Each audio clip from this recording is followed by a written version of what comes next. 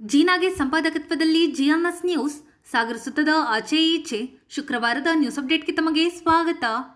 ಮುಖ್ಯಾಂಶಗಳು: ಮುಖ್ಯಮಂತ್ರಿಗಳು ರಾಜೀನಾಮೆ ಕೊಡಲ್ಲ, ಸಿಬಿಐ ಕಾರ್ಯಚಟುವಟಿಕೆ ತೃಪ್ತಿಕರವಾಗಿಲ್ಲ, ಮುನಿರತ್ನ ಬಗ್ಗೆ ಬಿಜೆಪಿ ಮಾತನಾಡಲ್ಲ, ಯಡಿಯೂರಪ್ಪ ಫೋಸ್ಕೋ ಬಗ್ಗೆ ಬಿಜೆಪಿ ಏಕೆ ಮೌನ, ಬೇಳೂರು ಪ್ರಶ್ನೆ, ಸರ್ಕಾರಿ ಪದವಿ ಪೂರ್ವ ಕಾಲೇಜಿನ ಪಠ್ಯೇತರ ಚಟುವಟಿಕೆ ಉದ್ಘಾಟನೆ ಮತ್ತು ಪ್ರತಿಭಾ ಪುರಸ್ಕಾರ, ಪದವಿ ಪೂರ್ವ ಕಾಲೇಜು ಅಭಿವೃದ್ಧಿಗೆ ಅಗತ್ಯ ಯೋಜನೆ ರೂಪಿಸಿದೆ ಎಂದ ಶಾಸಕರು, ಪಠ್ಯದ ಜೊತೆ ಪಠ್ಯೇತರ ಚಟುವಟಿಕೆಗಳಲ್ಲಿ ಪಾಲ್ಗೊಳ್ಳಲು ಪೌರಾಯುಕ್ತ ನಾಗಪ್ಪ ಸಲಹೆ, ಹಳೆಯ ಪಿಂಚಣಿ ಪದ್ಧತಿ ಜಾರಿಗೆ ತರಲು ಎನ್ಪಿಎಸ್ ನೌಕರರ ಸಂಘದಿಂದ ಮನವಿ, ಹಳೆಯ ಪಿಂಚಣಿ ಪದ್ಧತಿ ಅನುಷ್ಠಾನಕ್ಕೆ ಮಂಜುನಾಥ್ ಮಾಲ್ತೆ ಸಂತೋಷ್ ಒತ್ತಾಯ, ಹಸರೀಕರಣ ಯೋಜನೆಯಲ್ಲಿ ಭ್ರಷ್ಟಾಚಾರ, ರೈತ ಸಂಘದಿಂದ ಅರಣ್ಯ ಇಲಾಖೆ ಎದುರು ಪ್ರತಿಭಟನೆ, ಅರಣ್ಯ ಸಚಿವ ಈಶ್ವರ್ ಖಂಡ್ರೆ ರಾಜೀನಾಮೆಗೆ ದಿನೇಶ್ ಒತ್ತಾಯ, ಪ್ರಕರಣದ ಸಮಗ್ರ ತನಿಖೆಗೆ ರಮೇಶ್ ಕೆಳದಿ ಆಗ್ರಹ, ಗ್ರಾಮಾಂತರ ಠಾಣೆ ಅಧಿಕಾರಿಗಳ ಕಾರ್ಯಾಚರಣೆ, ಮಾಲು ಸಹಿತ ಇಬ್ಬರು ಅಡಿಕೆ ಕಳ್ಳರು ಅಂದರ್. ಈಗ ಸುದ್ದಿಯ ವಿವರ. ಮಾಜಿ ಸ್ಪೀಕರ್ ಕೋಳಿವಾಡ ಹೇಳಿರುವುದಕ್ಕೆ ಬೆಲೆ ಇಲ್ಲ. ನಾವು ಮುಖ್ಯಮಂತ್ರಿ ಸಿದ್ದರಾಮಯ್ಯ ಪರವಾಗಿ ಅವರ ಧ್ವನಿಯಾಗಿದ್ದೇವೆ. ಯಾವುದೇ ಕಾರಣಕ್ಕೂ ಸಿದ್ದರಾಮಯ್ಯ ಅವರು ರಾಜೀನಾಮೆ ಕೊಡುವ ಪ್ರಶ್ನೆಯೇ ಇಲ್ಲ ಎಂದು ಶಾಸಕ ಗೋಪಾಲಕೃಷ್ಣ ಬೇಳೂರು ತಿಳಿಸಿದ್ದಾರೆ. ಶುಕ್ರವಾರ ಸುದ್ದಿಗೋಷ್ಠಿಯಲ್ಲಿ ಮಾತನಾಡಿದ ಅವರು, ಕೋಳಿವಾಡ ಮಾಜಿ ಸ್ಪೀಕರ್ ಅವ್ರು ಹೇಳಿರ್ಬೋದು, ಅವರಿಗೂ ನಮಗೆ ಸಂಬಂಧ ಇಲ್ಲ. ಯಾವುದೋ ಉದ್ದೇಶಕ್ಕೆ ಅವ್ರು ಹೇಳಿರ್ತಾರೆ, ಅದನ್ನೆಲ್ಲ ಸಣ್ಣ ಪುಟ್ಟದನ್ನೆಲ್ಲ ಕೇಳುವಂಥ ಪ್ರಶ್ನೆ ಇಲ್ಲ. ನಾವು ಏನಾದ್ರು MLA ಹೇಳಿದ್ವ, ರಾಜೀನಾಮೆ ಕೊಡಿ ಅಂತ ಹೇಳಿದ್ವಿ? ಇಲ್ಲಲ್ಲ, ನಾವು ಗಟ್ಟಿ ಇದ್ದೀವಿ, ಸರ್ಕಾರದ ಮಂತ್ರಿಗಳು ಗಟ್ಟಿ ಇದ್ದೀವಿ, ಎಲ್ಲರೂ ನಾವು ಒಟ್ಟಾಗಿದ್ದೀವಿ, ಅವ್ರ ಪರವಾಗಿದ್ದೀವಿ, ಧ್ವನಿಯಾಗಿದ್ದೀವಿ. ಅದರಿಂದ ಈ ಸಂಬಂಧದಲ್ಲಿ ಯಾವುದೇ ರಾಜೀನಾಮೆ ಕೊಡುವಂಥ ಪ್ರಶ್ನೆ ಇಲ್ಲ. ಸರ್, CBIಗೆ ಕೊಟ್ಟಂಥ ಮುಕ್ತ ಅವಕಾಶನ ವಾಪಸ್ ತಗೊಂಡಿದ್ದಾರೆ. ಇದು CMಗೆ ಮೂಲ ಹಗರಣದಲ್ಲಿ ಧೂಳಾಗಬಾರ್ದು ಅನ್ನೋ ಕಾರಣಕ್ಕೆ ತಗೊಂಡಿರೋ ಒಂದು ಆರೋಪ ಕೇಳಿಬರ್ತದೆ. ಯಾಕೆ ಕೊಡ್ಬೇಕು CBIಗೆಲ್ಲ? ನಮ್ಮದೇ ಇಲಾಖೆ ಇದು ಕೊಟ್ಟಿರ್ತಾರೆ, ಕೊಡ್ತೀವಿ. ಯಾಕೆ ನಾವು CBI ಕೊಡಬೇಕು? CBI ಕೊಟ್ಟವಲ್ಲ ಏನು ಮಾಡಿದ್ದೀರಿ? CBI ಕೇಸ್ ಯಾವ್ದು ನೀವು ಮಾಡಿದ್ದೀರಿ? ಪೆರಸ್ಮೆಸ್ತ ಕೇಸನ್ನು CBI ಕೊಟ್ಟರು, ಏನಾಯಿತು? ವಜಾ ಆಯ್ತಲ್ಲ, ಅವನು ಯಾರೂ ಇಲ್ಲ, ಸಹಜ ಸಾವು ಅಂತ ಬಂತು. ಆದರೆ ಬೆಂಕಿ ಇಟ್ಟರಲ್ಲ ಇವರು BJP-ಯವರು ಇಡೀ ರಾಜ್ಯದಲ್ಲಿ. ಪೆರಸ್ಮೆಸ್ತ ಸತ್ತಾಗ ಇಡೀ ರಾಜ್ಯಕ್ಕೆ ಬೆಂಕಿ ಇಟ್ಟರು. ಒಂದು ಬಾಯಿ ಬಡಕಿ ಶೋಭಾ ಕರ್ಲಾಂಜೆ, CT ರವಿ ಇಂಥವರೆಲ್ಲ, ಆಮೇಲೆ ಅನಂತಕುಮಾರ್ ಹೆಗಡೆ ಬಾಯಿ ಬಡ್ಕೊಂಡ್ರು. ಬೆಂಕಿ ಹಚ್ಚಿದ್ರು ಎಲ್ಲ ಕಡೆ. ಈಗೇನಾಯ್ತು? ಅದು ಪೆರಸ್ಮೆಸ್ತ ಕೇಸ್ ಹೋಯ್ತು. ನಮ್ಮ ರವಿ ಕೇಸು, DC ಇದಾಗಿದ್ರಲ್ಲ ಅವ್ರ ಕೇಸು ಎಲ್ಲ ಹೋದ್ವಲ್ಲ. ಯಾವ CBIಯಲ್ಲಿ ಏನು ಮಾಡಿದೆ? CBIಯಿಂದ ಏನೂ ಇಲ್ಲ. CBI ಕೊಡೋದೇನಿದ್ರೆ ರಾಜಕೀಯವಾಗಿ ಮುಗ್ಸಕ್ಕೆ ಅವ್ರು CBI ಕೊಡ್ರಿ ಅಂತಾರೆ ಅಷ್ಟೇ. ಅವ್ರ ಅಸ್ತ್ರ ಅವ್ರ ಕೈಲಿರುತ್ತೆ, ಅವ್ರ ಬತ್ತಳಿಕೆ ಅವ್ರ ಕೈಲಿರೋದ್ರಿಂದ CBI ಕೊಡಿ ಅಂತಾರೆ. ಬಿಟ್ರೆ ಯಾವ ಉದ್ದೇಶ ಕೊಡುವಂಥದ್ದಿಲ್ಲ. ಇದು ನಮ್ಮ ರಾಜ್ಯ ಸರ್ಕಾರ ತೀರ್ಮಾನ ಮಾಡಬೇಕು, CBI ಕೊಡಬೇಕು ಬೇಡ ಅಂತ. ಹಾಗಾಗಿ ರಾಜೀನಾಮೆ ಕೊಡೋ ಪ್ರಶ್ನೆ ಇಲ್ಲ. ಈ ಕುಮಾರಸ್ವಾಮಿ ರಾಜೀನಾಮೆ ಕೇಳ್ತಾ ಇದ್ದಾರಾ? ರಾಜೀನಾಮೆ ಕೊಡಿ ಅಂತ ಎಲ್ಲರೂ ಕುಮಾರಸ್ವಾಮಿ ಕೇಳ್ಯಾರನ್ರಿ? ಯಾಕೆ ಹೇಳಿ? ಅವ್ರದ್ದು ಕೇಸ್ ಐತೆ, ಅವ್ರು ಕೊಡ್ಬೇಕಲ್ಲ ರಾಜೀನಾಮೆ. ಹಂಗೆ ಕೇಳಲ್ಲ ಅವರು ಆಯ್ತಾ? ಇವೆಲ್ಲ ಭಾಳಷ್ಟು ಇದಾವೆ ಬಿಡಿ. ಇವೆಲ್ಲ ತನಿಖೆ ಆಗದಾಗ ಗೊತ್ತಾಗುತ್ತೆ. ಆಮೇಲೆ ನೋಡೋಣ. ತನಿಖೆ ಬಂದು ಇವರು ನಿರಪರಾಧಿ ಅಂದಾಗ ಆವಾಗ ಬೇಕಾದ್ರೆ ರಾಜೀನಾಮೆ ಕೇಳೋದಂತ ಕೇಳೋದು ಬೇಕಾದ್ರೆ ನೋಡ್ಬೋದು. ಅದುವರೆಗೆ ಇಲ್ಲ. ಆಗಿ ಒಳಗ್ ಜೈಲಾಗಿದ್ದಾರೆ. ಏನ್ ಮಾತಾಡಕ್ ಬರುತ್ತೆ? ಕಾಂಗ್ರೆಸ್ ಅವ್ರು ಮಾತಾಡೋದಲ್ಲ, BJP ಅವ್ರು ಮಾತಾಡ್ಬೇಕು. ಅವ್ರ ಯೋಗ್ಯತೆಗೆ ಹೇಳ್ಬೇಕು. ನಿಮ್ಮ ನಾಯಕರು, ನಿಮ್ಮ ಪಕ್ಷದ ಒಬ್ಬ MLA ಮಾಜಿ ಮಂತ್ರಿ ಒಂದ್ ಕೇಸ್ ಮೇಲೆ ಹೋಗಿ ಜೈಲಿಗೆ ಹೋಗ್ಯಾನೆ. ಒಬ್ರಾರು ಬಾಯಿ ಬಿಟ್ಟಾರನ್ರಿ ಇವರು? ಆ ತಾಕತ್ತು ಇವ್ರಿಗಿಲ್ಲ. ನಮ್ಮ ಮುಖ್ಯಮಂತ್ರಿ ಮೇಲೆ ಮುಗಿ ಬೀಳ್ತಾರೆ. ಎಷ್ಟು ಚುಚ್ಚುಬದ್ಧ ಕೊಟ್ಟು ಸಾಯಿಸಕ್ ಹೊಂಟಂತ ಪಾಪಿ ಅವನು. ಅಂತವನ ಮೇಲೆ ಒಂದ್ ದಿವಸನೂ ಮಾತಾಡಲ್ಲ ಇವರು. ಪಕ್ಷ ಇದಾಕಿಲ್ಲ, ಪಕ್ಷದಿಂದ ಹೊರಗಾಕಿಲ್ಲ, ಏನೂ ಮಾಡಿಲ್ಲ. ಯಾಕಂದ್ರೆ ಯಡಿಯೂರಪ್ಪನವರು ಸಿಕ್ಕಿ ಬಿದ್ದಾರಲ್ಲ ಪೋಕ್ಷ ಕಾಯ್ದೆಯಲ್ಲಿ. ಹಂಗಾಗಿ ಅವ್ರು ಯಾವ್ದು ಬೇಡ ಅಂತ ಕೂತಿದ್ದಾರೆ. ಯಡಿಯೂರಪ್ಪನವರು ಇದ್ದಾರೆ, ಅವರು ಪೋಕ್ಷ ಕಾಯ್ದೆಯಲ್ಲಿ ಇದ್ದಾರೆ, ಅವ್ರ ತನಿಖೆ ನಡೀತಾ ಇದೆ, ಅವ್ರದ್ದು ಕೋರ್ಟ್ ಕೇಸ್ ನಡೀತಾ ಇದೆ. ಇವೆಲ್ಲ ಬಾಯಿ ಬಿಡೋದಲ್ಲ. ಯಡಿಯೂರಪ್ಪನವ್ರ ಬಗ್ಗೆ ಹೇಳ್ತಾರೆ ಯಾರು? ಹೇಳಲ್ಲ. ಯಾಕೆ ಹೇಳಿ? ಹಾಗೆ ಅವ್ರ ಪಕ್ಷದಲ್ಲಿ ಹೆಗ್ಗಣೆನೇ ಬಿದ್ದಿದೆ, ಅದು ಕೇಳಲ್ಲ. ಏನ್ ಮಾಡೋದು? ಹಂಗಾಗಿದೆ. ಅದರಿಂದ ಇದೇ ಉದಾಹರಣೆ ಕೇಳಿ. ಇದೇ ನಮ್ಮ ವಿಜೇಂದ್ರ ಮೇಲೆ ಈಗಲೂ ನಮ್ಮ ಯತ್ನಾಳ್ ಹೇಳ್ತಾರೆ, ಕಡು ಭ್ರಷ್ಟ ಅವನು ಪಕ್ಷಕ್ಕೆ ಲಾಯಕ್ಕಿಲ್ಲ, ಅವನ ಅಧ್ಯಕ್ಷಕ್ಕೆ ಲಾಯಕ್ಕಿಲ್ಲ ಅಂತ BJP-ಯ ಮುಖಂಡನೇ ಹೇಳ್ತಾನಂತ ಹೇಳಿದ್ರೆ ಅವ್ರ ಪಕ್ಷದಲ್ಲಿ ಎಲ್ಲಿ ರೀತಿ ನಿಯಮ ಇದೆ ಅಲ್ವಾ? ಹಂಗಾಗಿ ಅವ್ರ ಪಕ್ಷದಲ್ಲೇ ಯಾವುದೇ ವಾತಾವರಣ ಸರಿ ಇಲ್ಲ. ಅವರೆಲ್ಲ 3 ಬಾಗಿಲಾಗಿದೆ. ಅವ್ರು ಸರಿ ಮಾಡಿಸ್ಕೊಳ್ಳೋದು ಒಳ್ಳೇದು. ನಮ್ಮ ಮುಖ್ಯಮಂತ್ರಿಗಳನ್ನೇ ನಾವು ಯಾವ ಇದ್ರಲ್ಲೂ ರಾಜೀನಾಮೆ ಕೊಡಿಸಲ್ಲ. Thank you. ಪ್ರತಿಭಾ ಪುರಸ್ಕಾರ ಪಡೆದ ಮಕ್ಕಳು ಇತರ ಮಕ್ಕಳಿಗೆ ಸ್ಫೂರ್ತಿಯಾಗಿರುತ್ತಾರೆ. ಮಕ್ಕಳ ಪ್ರತಿಭೆಗೆ ಪೂರಕವಾದ ಪ್ರೋತ್ಸಾಹ ಕೊಡಲಾಗುತ್ತದೆ ಎಂದು ಶಾಸಕ ಗೋಪಾಲಕೃಷ್ಣ ಬೇಳೂರು ತಿಳಿಸಿದರು. ಸಾಗರದ ನಗರಸಭಾ ರಂಗಮಂದಿರದಲ್ಲಿ ಶುಕ್ರವಾರ ಸರ್ಕಾರಿ ಪದವಿ ಪೂರ್ವ ಕಾಲೇಜಿನ ಕ್ರೀಡಾ ಸಾಂಸ್ಕೃತಿಕ ಎನ್ಎಸ್ಎಸ್ ಘಟಕಗಳ ಉದ್ಘಾಟನೆ ಹಾಗೂ ಪ್ರತಿಭಾ ಪುರಸ್ಕಾರ ಕಾರ್ಯಕ್ರಮ ಉದ್ಘಾಟಿಸಿ ಅವರು ಮಾತನಾಡುತ್ತಿದ್ದರು. ಪ್ರತಿ ವರ್ಷದ ತರ ಈ ವರ್ಷವೂ ಸಹ ನಮ್ಮ ಮಕ್ಕಳಿಗೆ ಸಾಂಸ್ಕೃತಿಕ ಕಾರ್ಯಕ್ರಮ ಮತ್ತು ರಾಷ್ಟ್ರೀಯ ಸೇವಾ ಯೋಜನೆ ಪ್ರತಿಭಾ ಪುರಸ್ಕಾರ ಕೊಡುವ ಮೂಲಕ ಇವತ್ತು ಕಾಲೇಜಿನ ನಮ್ಮ ಪ್ರಿನ್ಸಿಪಾಲರು ಎಲ್ಲೂ ಜಾಗ ಇಲ್ಲ ಅಂದಾಗ ನಾನು ಇಲ್ಲೇ ಮಾಡಿ ಇವತ್ತು ಸದ್ಯದಲ್ಲಿ ಅಂತ ಹೇಳಿ ಇಲ್ಲಿ ಮಾಡಿದ್ದಾರೆ. ನೋಡಿ ಮಕ್ಕಳೇ, ಬಹಳ ಸಂತೋಷದ ವಿಚಾರ. ನಿಮ್ಮ ಕಾರ್ಯಕ್ರಮಗಳು ನಮ್ಮ ಕಾಲೇಜಿನ ಎಲ್ಲ ಅಧ್ಯಾಪಕರ ಸಹಯೋಗದಲ್ಲಿ ಅತ್ಯಂತ ಯಶಸ್ವಿಯಾಗಿ ನಡೀತದೆ. ನಾನು ನೋಡಿದೆ ಆ ಮಕ್ಕಳು ಡ್ಯಾನ್ಸ್ ಮಾಡೋದೆಲ್ಲ ಎಷ್ಟು ಖುಷಿ ಪಡ್ತಿದ್ರು ಅಂದ್ರೆ ಯಾವುದೇ ಸಿನಿಮಾ ಥಿಯೇಟ್ರಲ್ಲೂ ಸಿಗ್ತಿಲ್ಲ ಇಲ್ಲ, ಆ ಥರ ಖುಷಿ ಬಿದ್ದರೆ. ವಿಶೇಷ ಅಂದ್ರೆ ನನಗೆ ಆ ಕಾಂತಾರ ಪಿಕ್ಚರಿನ ಹಾಡು ಭರತನಾಟ್ಯಕ್ಕೂ ತಗೊಂಡು ಬಂದ್ರು. ಆಮೇಲೆ ಅದು ಯಾವುದೋ ಒಂದು ಮತ್ತೊಂದು ಮಾಡಿದ್ರಲ್ಲ, ಏನದು ಇನ್ನೇನು ಮತ್ತೊಂದು ಯಾವುದು ತಗೊಂಡ್ರಲ್ಲ, ಅದು ಯಕ್ಷಗಾನನೂ ಸಹ ಒಂದು ಹಾಡು ಮೂಲಕ ಯಕ್ಷಗಾನ ಮಾಡಬಹುದು ಅಂತ ತೋರಿಸ್ಕೊಟ್ಟಿದ್ದಾರೆ. ಅಂದ್ರೆ ಇದು ಹೊಸ ಮೇಳ, ಅದ್ಭುತವಾಗಿದೆ, ಭಾರಿ ಖುಷಿ ಆಯ್ತು ನನಗೆ. ಅದು ನೋಡ್ಬಿಟ್ಟು ಬಹಳ ಖುಷಿ ಬಿಟ್ಟೆ ನಾನು ಇದೆಲ್ಲರೂ ಅಂತ ಹೇಳಿ. ಅಂದ್ರೆ ಮಕ್ಕಳ ಶೈಕ್ಷಣಿಕ ಇದರಲ್ಲಿ ಎಲ್ಲವನ್ನೂ ಬರಬೇಕು. ಇವತ್ತು ನಮ್ಮ ಜೂನಿಯರ್ ಕಾಲೇಜಲ್ಲಿ ಸುಮಾರು 2432 ಮಕ್ಕಳು ನೀವು ಓದ್ತಾ ಇದ್ದೀರಿ. ದೊಡ್ಡ ಕಾಲೇಜ್. ನಾನು ಸಹ ಒಬ್ಬ ಹಳೆ ವಿದ್ಯಾರ್ಥಿಯಾಗಿ ನಿಮ್ಗೆ ಹೇಳೋದಿಷ್ಟೇ, ಆ ಕಾಲೇಜನ್ನ ಅಭಿವೃದ್ಧಿ ಪಂಥದಲ್ಲಿ ತೆಗೆದುಕೊಂಡು ಹೋಗುವಂಥ ನಿಟ್ಟಿನಲ್ಲಿ ಒಬ್ಬ ಶಾಸಕನಾಗಿ ನಾನು ಒಬ್ಬ ಶ್ರಮ ಹಾಕಿದ್ದೇನೆ ಇವತ್ತು. ಯಾಕಂದ್ರೆ ನನ್ನ ಕಾಲದಲ್ಲಿರುವಂಥ ಅವತ್ತಿನ ಕಾಲೇಜಿನ ಪರಿಸ್ಥಿತಿ ಮತ್ತೆ ಬರಬಾರದು. ನಮ್ಮ ಮಕ್ಕಳು ಅತ್ಯಂತ ಯಶಸ್ವಿಯಾಗಿ ವಿದ್ಯೆಯನ್ನು ಕಲಿಬೇಕು ಅನ್ನೋ ಉದ್ದೇಶದಿಂದ ಆ ಕಾಲೇಜನ್ನು ಇನ್ನೂ ಎತ್ತರಕ್ಕೆ ತರಬೇಕಂತ ಇದೆ. ಈಗಾಗಲೇ 5 ಕೊಠಡಿಗಳು ಸ್ಯಾಂಕ್ಷನ್ ಆಗಿದೆ.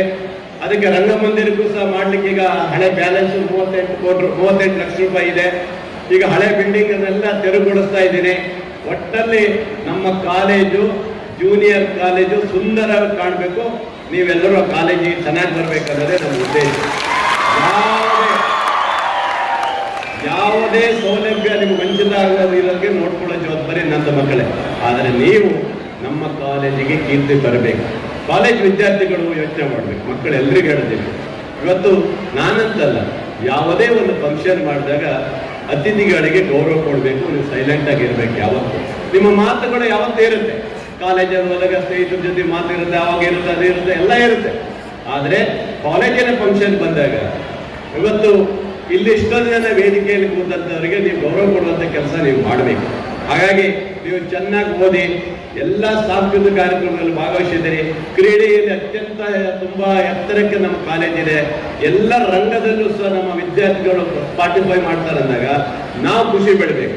ನಮಗೊಂದೇ ಮಕ್ಕಳೇ, ನಿಮ್ಮ ತಂದೆ ತಾಯಿಗಳ ಆಸೆ ಏನಿರುತ್ತೆ ಈಡೇರಿಸುವಂಥ ಮಕ್ಕಳಾಗಬೇಕು ನೀವು. ಇವತ್ತು ಸೆಕೆಂಡ್ ಇಯರ್ ಆದಮೇಲೆ ಮುಂದೆ ನಿಮಗೆ ಭವಿಷ್ಯ ಇದೆ. ಆ ಭವಿಷ್ಯ ಕಟ್ಟಿಕೊಳ್ಳುವಂಥ ವಿದ್ಯಾರ್ಥಿಯಾಗಿ ನಮ್ಮ ಭಾರತೀಯ ಇವತ್ತು ದೇಶದಲ್ಲಿ ಎಲ್ಲರಿಗೂ ಅವಕಾಶಗಳು ಸಿಗುವಂಥ ಸೌಲಭ್ಯ ಇವತ್ತಿದೆ. ಅದರಿಂದ ನೀವು ಶಿಕ್ಷಣದಲ್ಲಿ ವಂಚಿತರಾಗಬಾರ್ದು. ಯಾವುದೇ ಮಕ್ಕಳು, ನಾನು ಇವತ್ತೇ ಹೇಳ್ತಾ ಇದ್ದೇನೆ, ಯಾವುದೇ ಮಕ್ಕಳು ವಿದ್ಯಾಭ್ಯಾಸದಲ್ಲಿ ವಂಚಿತರಾಗಬಾರ್ದು. ಅವ್ರಿಗೆ ಶಿಕ್ಷಣಕ್ಕೆ ನಾವು ಒತ್ತು ಕೊಡಬೇಕು. ಇವತ್ತು ನಾವು ವೇದಿಕೆಯಲ್ಲಿ ಕೂತರೆಲ್ಲ ಇದ್ದೀವಲ್ಲ, ಯಾವುದಾದ್ರು ಮಕ್ಕಳಿಗೆ ತೊಂದರೆ ಆದರೆ ನಮ್ಮ ಗಮನಕ್ಕೆ ತರ್ರಿ, ನಾವು ಸಹಕಾರ ಕೊಡ್ತೇವೆ. ನಾನಂತೂ ಯಾವ ಮಕ್ಕಳಿಗೂ ವಿದ್ಯಾಭ್ಯಾಸ ವಂಚಿತರ ಮಾಡ್ಲಿಕ್ಕೆ ನಾವು ಬಿಡಲ್ಲ. ನೀವು ಕಾಲೇಜಿಗೆ ಬರಲಿಲ್ಲ ಅಂದ್ರೆ ನೀವು ಹೇಳ್ಕೊಂಡು ಬರ್ತೀವಿ. ಆಮೇಲೆ ಕಾಲೇಜಲ್ಲಿ ಪ್ರಿನ್ಸಿಪಾಲ್ರೆ, ಕೆಲವು ನಮ್ಮ ಡಿಗ್ರಿ ಕಾಲೇಜಿನ ವಿದ್ಯಾರ್ಥಿಗಳು ಕೆಲವು ಪುಂಡ್ರೆಲ್ಲ ಬಂದು ಸ್ವಲ್ಪ ಸಮಸ್ಯೆ ಮಾಡ್ತಾರಂತ ನನ್ನ ಗಮನಕ್ಕೆ ಬಂದಿದೆ. ಅವ್ರು ಯಾರು ಅನ್ನೋದು ನಾನು ನೋಟ್ ಮಾಡ್ಕೊಂಡಿದ್ದೀನಿ.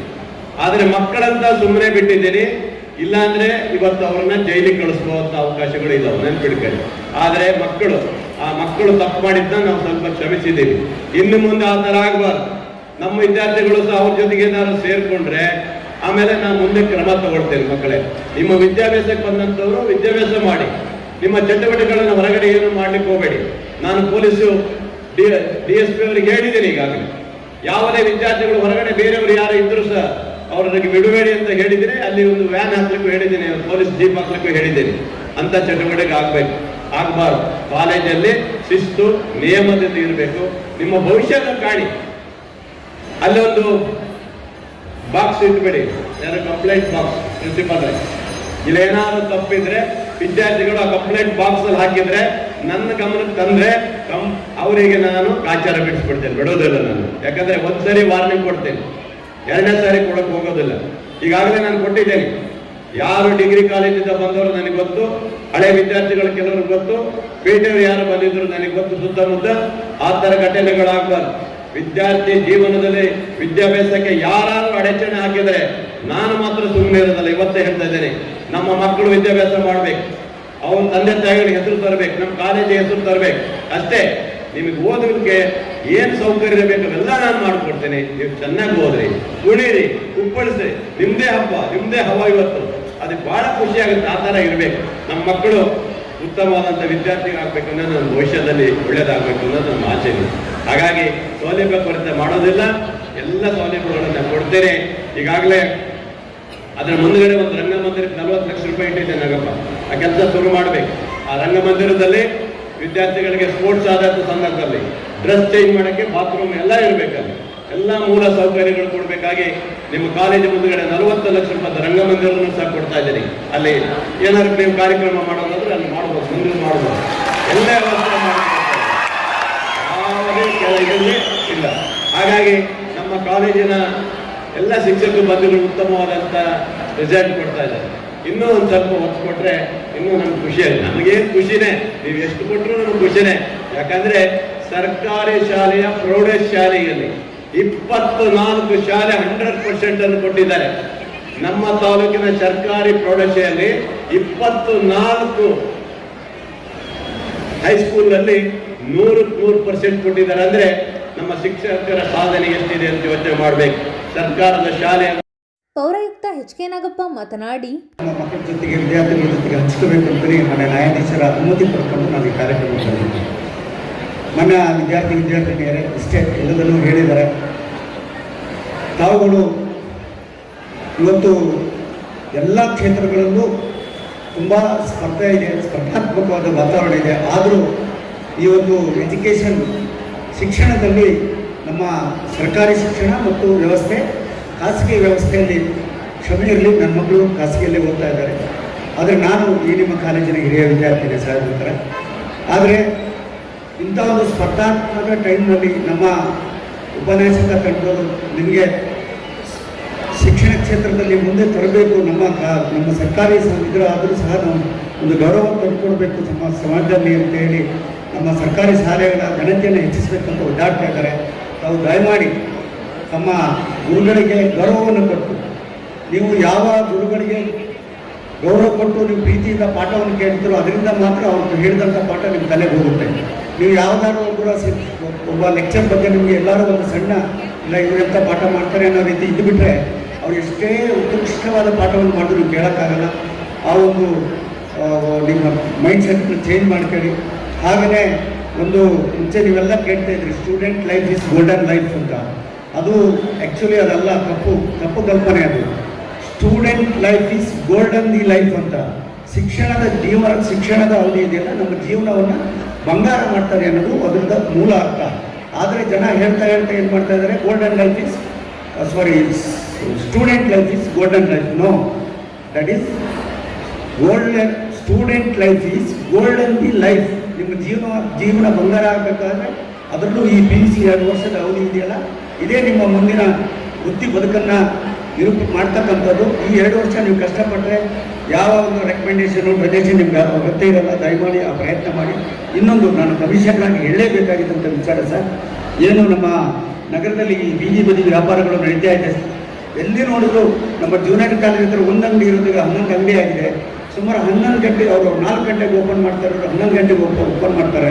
ಮೊನ್ನೆ 2-3 ಸರಿ ನಾನು ರೈಡ್ ಮಾಡಿದಂಥ ಸಂದರ್ಭದಲ್ಲಿ ನಮ್ಮ ಇದೇ ಕಾಲೇಜಿನ ವಿದ್ಯಾರ್ಥಿನಿಯರು ಇಲ್ಲಿದ್ದಾರೆ ಸುಮಾರು ಜನ, ಅವರೇ ಕೂತ್ಕೊಂಡು ತಿಂತಾರೆ. ಆ ಒಂದು ಪೌಡರ್ನ ಹಾಕ್ತಾರೆ ಸರ್, ಅದೇನು ಡೈರೆಕ್ಟ್ಲಿ ವಿಷಯ ಸರ್, ಟೇಸ್ಟಿಂಗ್ ಪೌಡರ್. ಇವತ್ತು ನನ್ನ ಚೇಂಬರಲ್ಲಿ ನಾನು ಬಂದವರಿಗೆಲ್ಲ ತೋರಿಸ್ತೀನಿ. ಈ ಅಕ್ಕಿ ಯಾವ ಥರ ಇದೆ ಅಂದರೆ ಅವ್ರು ಇಟ್ಕೊಂಡಿರ್ತಾರೆ ಒಂದು ಇದು ಪ್ಯಾಕೆಟಲ್ಲಿ ತಿಳ್ಕೊಳ್ಳಿ, ಸೋನಾ ಮರ್ಚಿ ಅಕ್ಕಿನ ತುಂಡು ಮಾಡಿಟ್ಟಂಗೆ ಇರುತ್ತೆ ಆ ಪೌಡರ್. ಅದು ತುಂಬ ವಿಷಕಾರಿ ಮತ್ತು ಹೆಣ್ಣುಮಕ್ಕಳಿಗೆ ನೇರವಾಗಿ ಬಂಜೆತನವನ್ನು ತರ್ತಕ್ಕಂಥ ಅದು ವಿಷ. ಬೀದಿ ವ್ಯಾಪಾರಿಗಳ ಸಂಘದ ಅಧ್ಯಕ್ಷ ನಾನೇ, ತಿನ್ನಬೇಡಿ ಅಂತ ನಾನು ಹೇಳಲ್ಲ. ಅದರ ಅಲ್ಲಿರ್ತಕ್ಕಂಥ ನೀರು ಮತ್ತು ಆ ಆಹಾರದ ಗುಣಮಟ್ಟವನ್ನು ನೋಡಿ ತಿನ್ನಿ ನಿಮ್ಮ ತಂದೆ ತಾಯಿಗಳಿಗೆ ನಿಮ್ಮ ಅಕ್ಕಪಕ್ಕದವರಿಗೆ ಹೇಳಿ ಅವರಿಗೆ ವ್ಯಾಪಾರ ಆಗಬೇಕು, ಆದರೆ ಸಹ ನಿಮ್ಮ ಆರೋಗ್ಯದ ಕಡೆ ಗಮನ ಕೊಡಿ ಅಂತೇಳಿ ನಿಮಗೆಲ್ಲ ಒಳ್ಳೆಯದಾಗಲಿ ಅಂತ ಎಲ್ಲರಿಗೂ ನಂಬಿಸಿ ನನ್ನ ಮಾತನಾಡ್ತೀನಿ. ಪ್ರಾಚಾರ್ಯ ಸತ್ಯನಾರಾಯಣ್ ಕೆಸಿ ಕಾರ್ಯಕ್ರಮದ ಅಧ್ಯಕ್ಷತೆ ವಹಿಸಿದ್ದರು.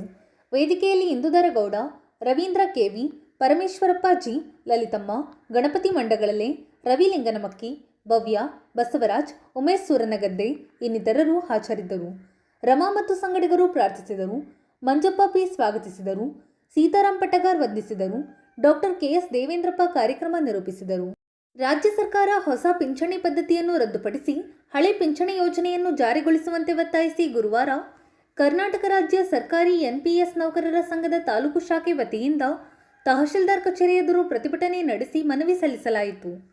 ಈ ಸಂದರ್ಭದಲ್ಲಿ ಮಾತನಾಡಿದ ತಾಲೂಕು ಸಮಿತಿ ಅಧ್ಯಕ್ಷ ಮಂಜುನಾಥ್ ಎಂಎಸ್, ಪ್ರಾಥಮಿಕ ಶಾಲಾ ಶಿಕ್ಷಕರ ಸಂಘದ ಅಧ್ಯಕ್ಷ ಮಾಲ್ತೇಶ್, ಅರಣ್ಯ ಇಲಾಖೆ ನೌಕರರ ಒಕ್ಕೂಟದ ಅಧ್ಯಕ್ಷ ಸಂತೋಷ್ ಕುಮಾರ್, ಏನು ಘೋಷಣೆ ಆಗಿದೆಯಲ್ಲ, ಹೊಸ ಪಿಂಚಣಿಯನ್ನು ರದ್ದುಗೊಳಿಸಬೇಕು, ಯಥಾವತ್ ಹಳೆ ಪಿಂಚಣಿಯನ್ನು ಜಾರಿಗೊಳಿಸಬೇಕು ಅಂತ ಕಳೆದ 10 ವರ್ಷದಿಂದ ನಮ್ಮ ರಾಜ್ಯಾಧ್ಯಕ್ಷರ ಶಾಂತಾರಾಮ್ ಅಧ್ಯಕ್ಷತೆಯಲ್ಲಿ ನಾವು ಮಾಡುವುದಿಲ್ಲವೇ ಮಡಿ ಹೋರಾಟ, ಬೆಳಗಾಂ ಚಳವಳಿ ಹೋರಾಟ, ರಕ್ತ ಕೊಟ್ಟೆವು ಪಿಂಚಣಿ ಹೋರಾಟ, ಒತ್ತಾಯ ಈಗ ನಾಯಕರುಗಳಿಗೆ, ನಮ್ಮ ಮುಖ್ಯಮಂತ್ರಿಗಳಿಗೆ ಮನವಿಗಳನ್ನು ಸಲ್ಲಿಸ್ತಾ ಇದ್ದೀವಿ. ಆದರೆ ಇತ್ತೀಚಿನ ಒಂದು ಬೆಳವಣಿಗೆ ಏನಪ್ಪಾ ಅಂದ್ರೆ ಸನ್ಮಾನ ಕೇಂದ್ರ ಸರ್ಕಾರದವರು NPS ಬದಲಾಗಿ ಒಂದು ಹೊಸ ಯೋಜನೆ ತರ್ತಾ ಇದೆ, UPS ಅಂತ, ಯೂನಿಫೈಡ್ ಪೆನ್ಷನ್ ಸ್ಕೀಮ್. ಇದು ಸಹ ನೌಕರರಿಂದ ಏನು ಕಟಾವಣೆ ಆಗುತ್ತೆ. ಇದರಲ್ಲೂ ಸಹ ಯಾವುದೇ ಭದ್ರತೆ ಇರ್ಬೋದು. ಪದವೀಧರ ಪದವಿ ಪೂರ್ವ ಕಾಲೇಜ್ ಶಿಕ್ಷಕರ ನೌಕಾನ್ಯಾಸಕ ಸಂಘದ ಅಧ್ಯಕ್ಷ ಆದಂತಹ ಶ್ರೀಯುತ ನಿಂಗೇಗೌಡರು ಹಾಗೆ ಅನೇಕ ಪ್ರಮುಖರ ಹೆಸರುಗಳು ಮತದಾರರ ಪಟ್ಟಿಯಿಂದ ಬಿಟ್ಟು ಹೋಗಿದೆ. ಅದು ಯಾಕೆ ಏನು ಯಾರನ್ನ ನಾನು ಇಲ್ಲಿ ದೂಷಿಸುತ್ತಿಲ್ಲ, ಆದರೆ ಅದನ್ನ ಖಂಡಿತ ಅದನ್ನ ಪರಾಮರ್ಶಿಸಬೇಕು. ತಕ್ಷಣ ಮತ್ತೆ ಅದನ್ನ ಅವ್ರ ಹೆಸರು ಬರಬೇಕು. ಪ್ರಜಾಸತ್ತಾತ್ಮಕವಾಗಿ ಸರ್ಕಾರಿ ನೌಕರರ ಸಂಘದ ಚುನಾವಣೆಯನ್ನು ಬಯಸಬೇಕು. ಒಂದು ವೇಳೆ ಆ ಥರ ಬಿಟ್ಟಿದ್ದಾರೆ ನಮ್ಮ NPS ನೌಕರರ ಸಂಘ ತೀವ್ರವಾಗಿ ಖಂಡಿಸುತ್ತೆ. ಮತ್ತೆ ನಾವು ರಾಜ್ಯಾದ್ಯಂತ ಇದ್ರ ಬಗ್ಗೆ ಪ್ರತಿಭಟನೆಯನ್ನು ಮಾಡ್ತೇವೆ ಅಂತ ಈ ಸಂದರ್ಭದಲ್ಲಿ ಹೇಳ್ತಾ ನಮ್ಮ ಮನವಿಯನ್ನು ನಿವೃತ್ತಿಯ ನಂತರ NPS ವ್ಯಾಪ್ತಿಗೆ ಒಳಪಡ್ತಕ್ಕಂಥ ನಮ್ಮ ನೌಕರರು ನಿವೃತ್ತಿಯ ಬಳಿಕ ಆರ್ಥಿಕ ಅಭದ್ರತೆಯಿಂದ ಕೂಡಿರ್ತಕ್ಕಂಥದ್ದು ಮತ್ತೆ ಸಾಮಾಜಿಕ ಅಸಮಾನತೆಯನ್ನು ಸೃಷ್ಟಿ ಮಾಡ್ತಕ್ಕಂಥ ಒಂದು ಅವೈಜ್ಞಾನಿಕ ಯೋಜನೆ NPS ಯೋಜನೆ ಆಗಿದೆ. ಈಗಾಗಲೇ ಕರ್ನಾಟಕ ರಾಜ್ಯ NPS ನೌಕರರ ಸಂಘ ತನ್ನ ಇತಿಹಾಸದಲ್ಲೇ ಹೋರಾಟದ ಮೈಲಿಗಲ್ಲನ್ನು ಈಗಾಗಲೇ ಮುಟ್ಟಿದೆ. ಆ ಕಾರಣಕ್ಕಾಗಿ ಸರ್ಕಾರ ಒಂದು ಭರವಸೆಯನ್ನು ಕೊಟ್ಟು NPS ಅನ್ನು ರದ್ದುಪಡಿಸಬೇಕು ಅನ್ನುವಂಥ ನಿಟ್ಟಿನಲ್ಲಿ ನಮ್ಮೆಲ್ಲರೂ ಕೂಡ ಭರವಸೆಯನ್ನು ಈಗಾಗಲೇ ಕೊಟ್ಟಿದೆ. ಆ ಭರವಸೆಯನ್ನು ಈಡೇರಿಸುವಲ್ಲಿ ಎಲ್ಲೋ ಒಂದು ಕಡೆ ವಿಳಂಬ ಆಗ್ತದೆ ಅನ್ನುವಂಥ ಕಾರಣಕ್ಕಾಗಿ ಇವತ್ತು ರಾಜ್ಯ NPS ನೌಕರರ ಸಂಘ ಪ್ರತಿ ತಾಲೂಕಿನಲ್ಲೂ ಕೂಡ ತಹಸೀಲ್ದಾರ್ ಇರ್ಬೋದು ಅಥವಾ AC ಇರ್ಬೋದು ತಾಲೂಕು ಆಡಳಿತದಿಂದ ಸರ್ಕಾರಕ್ಕೆ ಮನವಿ ಕೊಡುವಂಥ ಒಂದು ಯೋಜನೆಯನ್ನು ಕಾರ್ಯಕ್ರಮವನ್ನು ಹಮ್ಮಿಕೊಂಡಿತ್ತು. ಈ ಕಾರ್ಯಕ್ರಮ ಅತ್ಯಂತ ಯಶಸ್ವಿಯಾಗಲಿ, ಈ ಒಂದು ಅವೈಜ್ಞಾನಿಕವಾಗಿರ್ತಕ್ಕಂಥ ಯೋಜನೆ ರದ್ದುಗೊಳಿಸಲಿ. ಈ ರೀತಿಯಲ್ಲಿ ಹೋರಾಟಕ್ಕೆ ನಾವೆಲ್ಲರೂ ಕೂಡ ಒಟ್ಟಾಗಿ ಈ ಯೋಜನೆಯನ್ನು ರದ್ದುಪಡಿಸುವಂತ ನಿಟ್ಟಿನಲ್ಲಿ ತಮ್ಮೆಲ್ಲರ ಒಗ್ಗಟ್ಟನ್ನು ಕೂಡ ಪ್ರದರ್ಶಿಸಬೇಕು ಅಂತ ಹೇಳ್ತಾ ಮಾತಾಡಲಿಕ್ಕೆ ಅವಕಾಶ ಕೊಟ್ಟಿದ್ದು ತಮ್ಮನ್ನು ಇವತ್ತು ಸುಮಾರು 5-6 ವರ್ಷಗಳಿಂದ ನಾವು ಹೋರಾಟ ಮಾಡ್ತಾನೆ ಇದ್ದೀವಿ. ಆದರೆ ಈ NPSಗೆ ಒಂದು ಅಂತ್ಯನೇ ಸಿಗಲಿಲ್ಲ. ಇಲ್ಲಿ ಏನಾಗಿದೆ ಅಂದರೆ ನೌಕರರಿಗೆ ಒಂದು ಮರಣಶಾಸ್ತ್ರವಾಗಿದೆ. ಇವತ್ತು ನಮ್ಮ ಹೋರಾಟದ ಫಲವೋ ಇರೋ ಗೊತ್ತಿಲ್ಲ. ಇವತ್ತು ಅದು UPS ಅಂತ ಒಂದು ಹೆಸರನ್ನು ಕೊಟ್ಟು ಮತ್ತೆ ಅದನ್ನು ಬದಲಾವಣೆ ಮಾಡಲಿಕ್ಕೆ ಕೇಂದ್ರ ಸರ್ಕಾರ ಈಗಾಗಲೇ ಒಂದು ಭರವಸೆಯನ್ನು ನೀಡಿದೆ. ಈ UPS ಸಹ NPS ಹಾಗೇನೇ ಇದೆ. ಹಾಗಾಗಿ ನಾವು ಸಹ ಇದನ್ನು ಸಹ ವಿರೋಧ ಮಾಡ್ತಾ ಇದ್ದೀವಿ. UPS ಸಹ NPS ಎರಡನ್ನೂ ವಿರೋಧ ಮಾಡೋದ್ರ ಮೂಲಕ ಯಥಾವತ್ತಾಗಿ ನಮಗೆ OPS ಅನ್ನು ಮಾಡಿಕೊಡ್ಬೇಕು. ಓಲ್ಡ್ ಪೆನ್ಷನ್ ಸ್ಕೀಮಲ್ಲಿ ನಮ್ಮ ಟೀಚರ್ಸ್ಗೆ ಎಲ್ಲ ಒಂದು ಅನುಕೂಲತೆಯನ್ನು ಮಾಡಿಕೊಡ್ಬೇಕು ಅಂತ ಹೇಳ್ತಾ ಇವತ್ತು ನೋಡಿ ರಿಟೈರ್ಡ್ ಆದಮೇಲೆ ಕೇವಲ ಅವರಿಗೆ ಒಂದು 500,000 ರೂಪಾಯಿ ಪೆನ್ಷನ್ ಸಿಗ್ತದೆ. ಒಂದು 1 ಲಕ್ಷ 2 ಲಕ್ಷ ದುಡ್ಡು ಸಿಗುತ್ತೆ ಅಂದರೆ ಅವ್ರ ಫ್ಯಾಮಿಲಿಗೆ ಯಾವುದೇ ಸಪೋರ್ಟ್ ಇಲ್ಲ. ಮಕ್ಕಳು ಹೆಂಡತಿ ಅವನ್ನೆಲ್ಲ ನೋಡ್ಕೊಳ್ಳೋದು ಹೇಗೆ? ರಿಟೈರ್ಡ್ ಆದಮೇಲೆ ಹಾಗಾದರೆ ಕೂಲಿ ಹೋಗ್ಲಿಕ್ಕಾಗುತ್ತಾ? ಆಗೋದಿಲ್ಲ. ಹಾಗಾಗಿ ಇದಕ್ಕೆ ಒಂದು ಭದ್ರತೆಯನ್ನು ಕೊಡಬೇಕು. ಸರ್ಕಾರ ಏನು ಮಾತನ್ನು ಕೊಟ್ಟಿದೆ ಈಗಾಗಲೇ ಕೊಟ್ಟಂತೆ ನಮ್ಮ NPS ನೌಕರರಿಗೆ OPS ಅನ್ನು ಮಾಡಿಕೊಡ್ಬೇಕು ಅಂತ ಹೇಳ್ತಾ ನಾವು OPS ನೌಕರನಾದರೂ ಸಹ ಅನೇಕ ಸಾರಿ ಸ್ನೇಹಿತರ ಜೊತೆಗೆ ನಾವು ಈಗಾಗಲೇ ವೆಹಿಕಲ್ ಜೊತೆಗೆ ಬಸ್ಗಳನ್ನು ಮಾಡಿಕೊಂಡು ನಾವೆಲ್ಲರೂ ಸೇರಿಕೊಂಡು ಹೋರಾಟವನ್ನು ಮಾಡ್ತೇವೆ. ಕೊನೆವರೆಗೂ ಸಹ ನಾವು ಹೋರಾಟವನ್ನು ಮಾಡ್ತೇವೆ. ಡೂ ಆರ್ ಡೈ ಆಗೋದ್ರ ಮೂಲಕ ಈ ಒಂದು ಹೋರಾಟಕ್ಕೆ ಅಂತ್ಯ ಕಾಣಬೇಕು. ನಮಗೆ ಭರವಸೆಗಳನ್ನು ಸರ್ಕಾರ ಏನು ಕೊಟ್ಟಿದೆ ಅದನ್ನು ಈಡೇರಿಸಿಕೊಡ್ಬೇಕು ಅಂತ ಈ ಮೂಲಕ ನಾನು ಕೇಳ್ಕೊಳ್ತಾ ಇದ್ದೇನೆ. ಧನ್ಯವಾದ. ಓಕೆ, ಈಗ ನಮ್ಮ ಮನವಿಯನ್ನ ಮತ್ತು ನಮ್ಮ ಮೆಮೊರಾಂಡಮ್ನ ಸ್ವೀಕರಿಸಿ ಬಂದಂತ ತಾಲೂಕು ಕಚೇರಿಯ ಸಿಬ್ಬಂದಿಗಳಿಗೆ ಮತ್ತು ಗ್ರೇಡ್ 2 ತಹಸೀಲ್ದಾರ್ ಆದಂತ ಚಂದ್ರಶೇಖರ್ ಸರ್ ಅವರಿಗೆ ಸ್ವಾಗತವನ್ನು. ಪ್ರತಿಭಟನೆಯಲ್ಲಿ ಲಕ್ಷ್ಮಣ್ ಆರ್ ನಾಯ್ಕ್, ಜಗನ್ನಾಥ್ ಕೆ, ಮೂರ್ತಿ ಅಂವೈ, ಚಂದ್ರಪ್ಪ, ಪ್ರಭು EN, ಲೋಹಿತ್, ರಘು, ಸೋಮಪ್ಪ ಇನ್ನಿತರರು ಹಾಜರಿದ್ದರು. ಸಾಗರ ತಾಲೂಕಿನ ಆನಂದಪುರಂನ ಬೆಳಂದೂರು ಗ್ರಾಮದ ಸರ್ವೆ ನಂಬರ್ 35ರಲ್ಲಿ ಅರಣ್ಯ ಇಲಾಖೆ ಹಸಿರೀಕರಣ ಹೆಸರಿನಲ್ಲಿ ಕೋಟ್ಯಾಂತರ ರೂಪಾಯಿ ಮೌಲ್ಯದ ಸಸಿಗಳನ್ನು ಹಾಳು ಮಾಡಿರುವುದನ್ನು ಖಂಡಿಸಿ ಗುರುವಾರ ಜಿಲ್ಲಾ ರೈತ ಸಂಘದ ಡಾಕ್ಟರ್ ಎಚ್ ಗಣಪತಿಯಪ್ಪ ಸ್ಥಾಪಿತ ಬಣದ ವತಿಯಿಂದ ಉಪ ಅರಣ್ಯ ಸಂರಕ್ಷಣಾಧಿಕಾರಿಗಳ ಕಚೇರಿ ಎದುರು ಸಸಿಗಳನ್ನು ರಾಶಿ ಹಾಕುವ ಮೂಲಕ ಪ್ರತಿಭಟನೆ ನಡೆಸಲಾಯಿತು. ಈ ಸಂದರ್ಭದಲ್ಲಿ ಮಾತನಾಡಿದ ರೈತ ಸಂಘದ ಜಿಲ್ಲಾಧ್ಯಕ್ಷ ದಿನೇಶ್ ಶಿರವಾಳ ಹಾಗೂ ರೈತ ಸಂಘದ ಜಿಲ್ಲಾ ಉಪಾಧ್ಯಕ್ಷ ರಮೇಶ್ ಕೆಳದಿ, ಅರಣ್ಯ ಇಲಾಖೆಯವರು ಹಸಿರೀಕರಣದ ಹೆಸರಿನಲ್ಲಿ ಇವತ್ತು ಅರಣ್ಯದಲ್ಲಿ ಗಿಡ ನೆಡ್ತಕ್ಕಂತ ಕಾರ್ಯಕ್ರಮ ಏನಿದೆ ರಾಜ್ಯ ಸರ್ಕಾರದ ಅರಣ್ಯ ಇಲಾಖೆ ಅಡಿಯಲ್ಲಿ ಶಿವಮೊಗ್ಗ ಜಿಲ್ಲೆ ಸಾಗರ ತಾಲೂಕು ಅಂಬ್ಲಿಗೋಳ ರೇಂಜ್ ನಲ್ಲಿ ನಮ್ಮ ರೈತರು ಪರಿಶೀಲನೆ ಮಾಡಿದಾಗ ಯಾವುದೇ ಗಿಡಗಳನ್ನ ನೆಡದೆ ಅಲ್ಲಿ ಲಕ್ಷಾಂತರ ಗಿಡಗಳನ್ನ ಗುಂಡಿ ತೆಗೆದಿದ್ದು ಬಿಟ್ರೆ ಮತ್ತೆ ನೆಡ್ಲಿಲ್ಲ, ಗಿಡಗಳನ್ನ ಕಡಿದು ಅಲ್ಲೇ ನಾಶಪಡಿಸಿ ಅರಣ್ಯ ಇಲಾಖೆ ಅಧಿಕಾರಿಗಳೇ ನಾಶಪಡಿಸಿ ನೂರಾರು ಕೋಟಿ ರೂಪಾಯಿ ರಾಜ್ಯಾದ್ಯಂತ ನೂರಾರು ಕೋಟಿ ಲೂಟಿ ಆಗಿದೆ ಅಂತ ಹೇಳಿ ನಾವು ವಾಪಸ್ತಾ ಇದೀವಿ. ಆಮೇಲೆ ಆ ಗಿಡಗಳನ್ನೆಲ್ಲ ತಗೊಂಡ್ಬಂದಿದ್ದು 1% ಇಲ್ಲ ಅಷ್ಟು ಗಿಡಗಳನ್ನ ಈ ಕಾಡಿನ ತುಂಬಾ ಇದನ್ನೇ ಮಾಡಿದ್ದಾರೆ. ಹಾಗಾಗಿ CCF ಬರಬೇಕು ಮತ್ತೆ DF ಬರಬೇಕು ಅನ್ನೋ ಒಂದು ಬೇಡಿಕೆಯೊಂದಿಗೆ ತಕ್ಷಣ ಯಾರು ಈ ಲೋಪವನ್ನು ಮಾಡಿದ್ದಾರೆ, ಕರ್ತವ್ಯ ಲೋಪ ಆಗಿದೆ, ಅಧಿಕಾರಿಯನ್ನ ಅಮಾನತುಗೊಳಿಸಬೇಕು. ಮತ್ತೆ ಈ ಕೂಡಲೇ ನೈತಿಕ ಹೊಣೆ ಹೊತ್ತು ಅರಣ್ಯ ಮಂತ್ರಿ ಈಶ್ವರ್ ಖಂಡ್ರೆ ರಾಜೀನಾಮೆ ಕೊಡಬೇಕು ಅಂತ ಈ ಮೂಲಕ ಒತ್ತಾಯಿಸ್ತೇವೆ. ಮತ್ತೆ ಅವ್ರ ರಾಜೀನಾಮೆ ಕೊಡೋವರೆಗೂ ನಮ್ಮ ಇಡೀ ಜಿಲ್ಲಾದ್ಯಂತ ಈ ಹೋರಾಟವನ್ನ ವ್ಯಾಪಿಸ್ತೇವೆ ಅಂತ ಹೇಳಲಿಕ್ಕೆ ಬಯಸ್ತೇವೆ. ಪ್ರತಿ ವರ್ಷ ಅರಣ್ಯ ಇಲಾಖೆಯವರು ಹಸಿರೀಕರಣವನ್ನ ಮಾಡುವ ಒಂದು ಆಯೋಜನೆ ಮಾಡುವಂತ ಕಾರ್ಯಕ್ರಮವನ್ನ ಹಮ್ಮಿಕೊಳ್ತಾರೆ. ಆದರೆ ಆ ಭಾಗದ ಅರಣ್ಯದಲ್ಲಿ ಈ ಬಾರಿ ಅರಣ್ಯ ಇಲಾಖೆಯವರ ಕೆಳ ಹಂತದ ಅಧಿಕಾರಿಗಳ ನಿರ್ಲಕ್ಷ್ಯತನದಿಂದ ಸುಮಾರು ಲಕ್ಷಾಂತರ ಗಿಡಗಳನ್ನು ಇವತ್ತು ಭೂಮಿಗೆ ಸಸಿಯನ್ನು ನಡೆದೆ ಬಿಸಾಕಿ ಅಧಿಕಾರಿಗಳೆಲ್ಲ ಅದರಲ್ಲಿ ಮೇಲಂತದ ಅಧಿಕಾರಿಗಳು ಶಾಮೀಲಾಗಿದ್ದಾರೆ. ಹಾಗಾಗಿ ಇವತ್ತು ಈ ಗಮನವನ್ನ ತಾಲೂಕು ರೈತ ಸಂಘಕ್ಕೆ, ಶಿವಮೊಗ್ಗ ಜಿಲ್ಲಾ ರೈತ ಸಂಘಕ್ಕೆ ಭಾಗದ ಗ್ರಾಮಸ್ಥರು ಮನವಿ ತಂದಿದ್ರು. ಇವತ್ತು ಅಲ್ಲಿ ಮಾನ್ಯ ಜಿಲ್ಲಾಧ್ಯಕ್ಷರು ಹಾಗೂ ನಾವೆಲ್ಲ ಇವತ್ತು ಕಾಡಿಗೆ ಹೋಗಿ ಅಲ್ಲಿ ಇನ್ಸ್ಪೆಕ್ಷನ್ ಮಾಡಿ ಸಾವಿರಾರು ಗಿಡಗಳನ್ನ ಇವತ್ತು ಅಲ್ಲಿ ಬಿಸಾಕಿದರೆ ಅದನ್ನ ಇವತ್ತು ಅಲ್ಲಿಂದ ತಂದು ಅರಣ್ಯ ಇಲಾಖೆಯ ಮುಂದೆ ಪ್ರತಿಭಟನೆಯನ್ನು ಹಮ್ಮಿಕೊಂಡಿರುತ್ತೇವೆ. ಈಗ ಸಂಬಂಧಪಟ್ಟ ಅಧಿಕಾರಿಗಳು ಇದರ ಬಗ್ಗೆ ಬಂದು ಇಲ್ಲಿ ಸ್ಥಳ ಪರಿಶೀಲನೆ ಮಾಡಬೇಕು. ತಪ್ಪಿತಸ್ಥ ಅಧಿಕಾರಿಗಳ ಕ್ರಮ ತೆಗೆಯುವವರೆಗೂ ನಮ್ಮ ಹೋರಾಟವನ್ನ ಮುಂದುವರಿಸಿಕೊಂಡು ಹೋಗ್ತೀವಿ. ಪ್ರತಿಭಟನೆಯಲ್ಲಿ ಹೊಯ್ಸಳ ಗಣಪತಿಯಪ್ಪ, ಜಗದೀಶ್ ಬೆಳಂದೂರು, ದೇವರಾಜ್, ಸುರೇಶ್, ಶಿವಕುಮಾರ್, ಸಂತೋಷ್, ರಾಮಪ್ಪ ಇನ್ನಿತರರು ಹಾಜರಿದ್ದರು. ಸಾಗರ ತಾಲೂಕಿನ ಗ್ರಾಮಾಂತರ ಪ್ರದೇಶದಲ್ಲಿ ಅಡಿಕೆ ಕಳ್ಳತನ ಮಾಡುತ್ತಿದ್ದ ಇಬ್ಬರನ್ನು ಪೊಲೀಸರು ಬಂಧಿಸಿದ್ದಾರೆ. ಬಂಧಿತರಿಂದ ಕದ್ದ ಅಡಿಕೆ, ಆಟೋ ಹಾಗೂ ಮರದ ಕಟ್ಟಿಂಗ್ ಮಾಡುವ ಯಂತ್ರವನ್ನು ವಶಪಡಿಸಿಕೊಳ್ಳಲಾಗಿದೆ.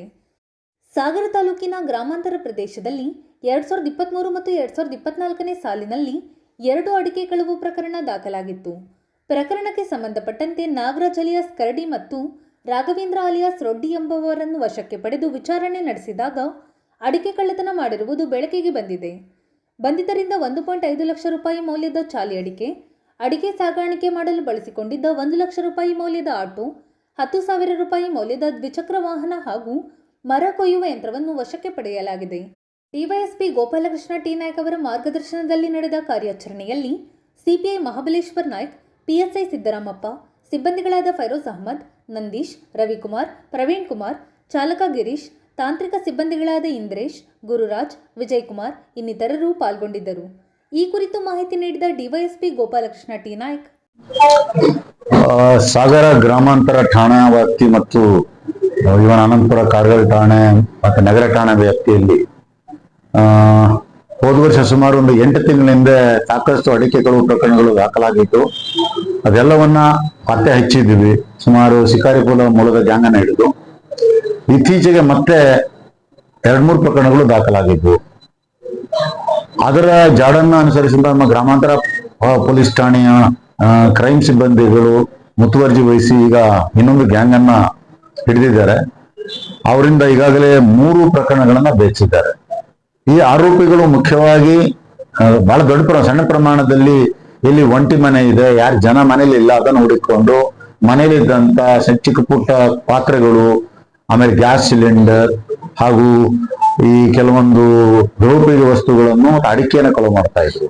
ಈ ಎಲ್ಲ ಆರೋಪಿತರನ್ನ ಅರೆಸ್ಟ್ ಮಾಡಿ ನಾವು ಈಗಾಗಲೇ ಸುಮಾರು 2,33,000 ರೂಪಾಯಿಯ ಬೆಲೆ ಬಾಳುವ ವಸ್ತುಗಳನ್ನ ವಶಪಡಿಸಿಕೊಂಡಿದ್ದೀವಿ. ಅವರಿಂದ ಒಂದು ಆಟೋ ರಿಕ್ಷಾ ವಶಪಡಿಸಿಕೊಂಡಿದ್ದೀವಿ. ಹಾಗೆಯೇ ಅವರು ಈ ಒಂದು ಗರಗಸವನ್ನು ಸಹ ಮರ ಕಟ್ ಮಾಡುವಂತ ಕೆಲವೊಂದು ಮಷಿನ್ ತಗೊಂಡು ಅದನ್ನು ಸಹ ವಶಪಡಿಸಿಕೊಂಡಿದ್ದೀವಿ. ಇದೇ ಸಾಗರದಂತ ಒಂದು ನಾಗರಾಜ್ ಮತ್ತೆ ರಾಘವೇಂದ್ರ ಅನ್ನುವಂತ ಇಬ್ಬರು ಆರೋಪಿತರು, ಮುಖ್ಯವಾಗಿ ಇವರು ಈ ಗೌಂಡಿ ಕೆಲಸ ಮಾಡುವವರಿದ್ದು ಸಾಮಾನ್ಯವಾಗಿ ಮನೆ ಕಟ್ಟುವಂತ ಕಾರ್ಯಕ್ಕೆ ಅಲ್ಲಿ ಹೋದವಾಗ ಸುತ್ತಮುತ್ತಲಿನ ಪರಿಸ್ಥಿತಿಯನ್ನು ನೋಡಿ ಅಲ್ಲಿ ಏನಿದೆ, ಯಾರು ಇರ್ತಾರೆ ಇಲ್ಲ ಅನ್ನೋದನ್ನ ತಿಳ್ಕೊಂಡು ನಂತರದ ಕೆಲವು ದಿನಗಳ ನಂತರದಲ್ಲಿ ಹೋಗಿ ಅಪರಾಧವನ್ನ ಮಾಡ್ತಾ ಇದ್ರು. ಒಟ್ಟಾರೆಯಾಗಿ ನಮ್ಮ ಗ್ರಾಮಾಂತರ ಠಾಣೆಯ ಅಧಿಕಾರಿ ಮತ್ತು ಸಿಬ್ಬಂದಿಯರು ಉತ್ತಮವಾದಂತ ಕೆಲಸ ಮಾಡಿದ್ದಾರೆ. ಹಿಡಿದ ಪ್ರಕರಣದಲ್ಲಿ ಸಾಗರ ನಗರ ಠಾಣೆಯ ವ್ಯಾಪ್ತಿಯಲ್ಲಿ ಆದಂತಹ 2 ಪ್ರಕರಣಗಳನ್ನ ಪತ್ತೆ ಹಚ್ಚಿದ್ವಿ. ಒಂದು ಟೌನ್ ವ್ಯಾಪ್ತಿಯಲ್ಲಿ ಆದ್ರೆ ಇನ್ನೊಂದು ಅಡಲೆಕೊಪ್ಪ ಏರಿಯಾದಲ್ಲಿ ಆದಂತ ಪ್ರಕರಣನೇ ಆಗಿದೆ. ಸೊ ಸಾಗರ ನಗರ ವ್ಯಾಪ್ತಿಯಲ್ಲಿ ಆದ ಪ್ರಕರಣನೇ ಇಂದ ಅಂತಂದು ಅದಕ್ಕೆ ಇಟ್ಟದನ್ನ ಕಳು ಮಾಡ್ಕೊಂಡು ಹೋಗಿದ್ರು. ಸೊ ಇಷ್ಟಾಲ್ದೇನೆ ಇನ್ನು ಈ ಪ್ರಕರಣಕ್ಕೆ ಸಂಬಂಧಪಟ್ಟಂತೆ ಇನ್ನೂ ಒಂದಿಬ್ರು ಆರೋಪಿತರು ಇದ್ದಾರೆ ಅಂತ ನಮಗೆ ಗುಮಾನಿ ಇದೆ. ಆ ಆರೋಪಿತರನ್ನ ಹಿಡಿದ್ರೆ ಇನ್ನೂ ಹೆಚ್ಚಿನ ವಸ್ತುಗಳನ್ನ ವಶಪಡಿಸಿಕೊಳ್ಬಹುದು. ಇನ್ನೂ ಒಂದು 3-4 ಮಂದಿ ಆರೋಪಿತರದ್ದು ಮಾಹಿತಿ ಇದೆ. ಮತ್ತೆ ಈ ಆರೋಪಿತರು ಇಲ್ಲಲ್ದೇನೆ ಮುಖ್ಯವಾಗಿ ಮಂಡ್ಯ, ಮೈಸೂರು ಕಡೆಯಿಂದ ಕೆಲವೊಂದು ಅಪರಾಧವನ್ನ ಮಾಡಿದ್ದಾಗಿ ಕೆಲವೊಂದು ಮಾಹಿತಿ ಇದೆ. ಆ ಕುರಿತಾಗಿಯೂ ಸಹ ನಾವು ತನಿಖೆಯನ್ನು ಮಾಡ್ತಾ ಇದ್ದೀವಿ. ತನಿಖೆಯಲ್ಲಿ ಆ ಕಡೆ ಅಪರಾಧ ಮಾಡೋದು ಗೊತ್ತಾದ್ರೆ ಅವರಿಗೂ ಸಹ ಮಾಹಿತಿಯನ್ನ ಕೊಟ್ಟು ಆ ಕುರಿತಾಗೂ ಕ್ರಮ ತಗೊಳ್ತೀವಿ. ಇವರು ಸ್ಥಳೀಯವಾಗಿ ಮಾಡ್ತಿದ್ರು ಹೊರಗಡೆ ಅಂತೇಳಿ. ಮತ್ತೆ ಇವರಿಂದ ಇನ್ನೂ ಹೆಚ್ಚಿನ ತನಿಖೆ ಮಾಡ್ಬೇಕಾಗಿದೆ. ಯಾಕಂದ್ರೆ ನಾವು ಈಗ ಅರೆಸ್ಟ್ ಮಾಡಿದೀವಿ, ಈಗ ಮೊನ್ನೆ ನ್ಯಾಯಾಲಯದಲ್ಲಿ ಪ್ರೊಡ್ಯೂಸ್ ಮಾಡಿದೀವಿ. ಇದು ಶುಕ್ರವಾರದ ಸಮಗ್ರ ಸುದ್ದಿ. ನಿರಂತರ ಸುದ್ದಿಗಾಗಿ ನೋಡ್ತಾ ಇರಿ GNS ನ್ಯೂಸ್. ನಮಸ್ಕಾರ.